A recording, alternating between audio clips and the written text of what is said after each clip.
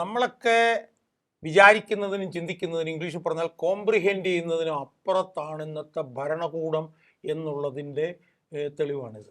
പക്ഷേ ജനാധിപത്യ രീതിയിൽ തിരഞ്ഞെടുക്കപ്പെട്ട ഒരു സർക്കാരാണ്.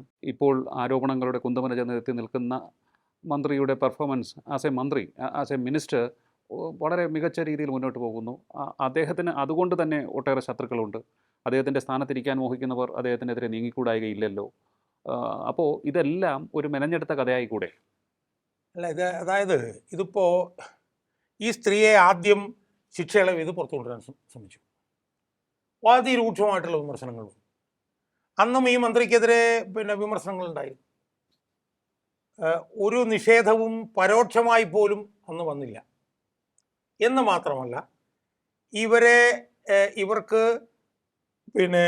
ശിക്ഷ ഇളവ് ചെയ്ത് കൊണ്ടുവരാനുള്ള നീക്കങ്ങളന്ന് തടയപ്പെട്ടു.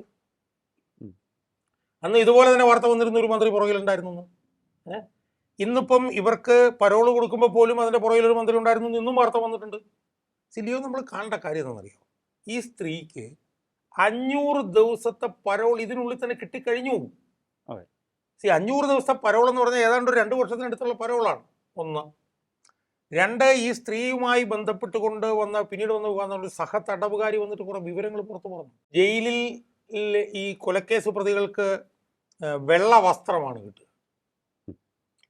ഇവർക്ക് സിൽക്കിൻ്റെ വെള്ള വസ്ത്രം വീട്ടിൽ നിന്ന് കൊണ്ടുവരുമായിരുന്നു. ഒരു ജയിൽ ഉദ്യോഗസ്ഥൻ അവരെ വൈകിട്ട് 6:30 വിളിച്ചുകൊണ്ട് പോയിട്ട് രാത്രി 9:00 തിരിച്ചു കൊണ്ടിരുന്നത്. ഇതെല്ലാം ഒരു സഹതടവുകാരി വന്ന് പച്ചയ്ക്കെന്ന് പറഞ്ഞു.